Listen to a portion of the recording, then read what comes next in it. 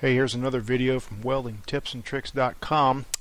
We are working on an Everlast powerpro 256 combo unit, TIG stick plasma. It's a 4-in-1 welder, meaning it can weld AC and DC TIG, stick, and plasma cut. So that's 4 functions in one welder. Now we tried out the DC part with weld and steel. We verified it, no issues there, very smooth arc. And but what we had in mind was plasma cutting some 3/4 inch stainless, but the machinist just isn't ready to do that yet. And I know you guys wanted to see the plasma cutting, so we're going to go ahead and do some plasma cutting today, even though we don't have that 3/4 stainless. DC arc was smooth on steel, no issues. In fact, we welded some side by side with the Dynasty 200. You're hard pressed to see the difference there. We even tried it on some aluminum, showing you an arc bumping technique that's used a lot on anodized tubing for marine applications, just to show you how the arc start got fixed. We had some issues with the arc start to begin with, but call into the support guy and got that fixed. So now we're going to try out the plasma cutter. It's a good thing we got the arc fixed too, because you can see here it's a tried and true arc. No issues. Popping that thing, I get an arc every time I pull the trigger.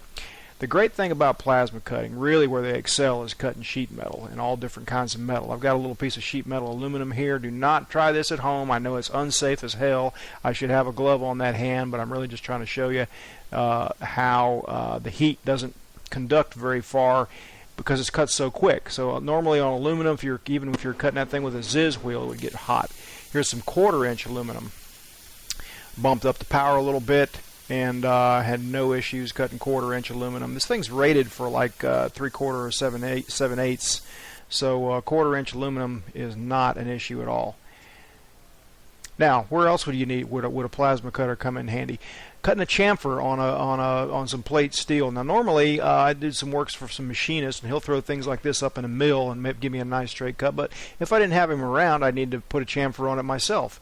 So using a plasma cutter is a really good way to do that. Now, also, if you're practicing for a plate welding test, you can take some 3/8 plate and clamp it up like I'm about to do here, or prop it up on something, and you can put a good bevel on it and get some practice in prior to your welding test just by using a plasma cutter instead of just grinding the whole bevel on there, which takes a long time.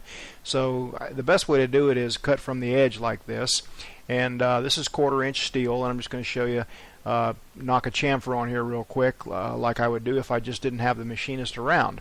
So prop up, and you can leave about a 1/16 flat spot on it or so.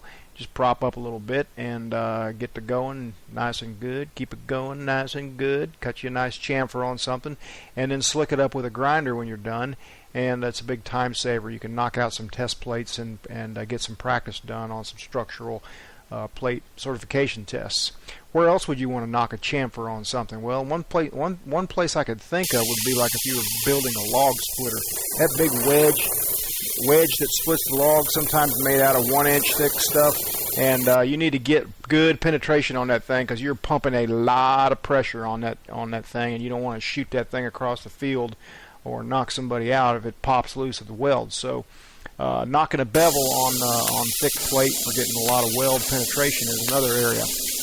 Again, we got our arc starts, good high frequency arc start, plasma cutting, cut stainless steel, aluminum and steel and thick stuff and thin stuff, no issues.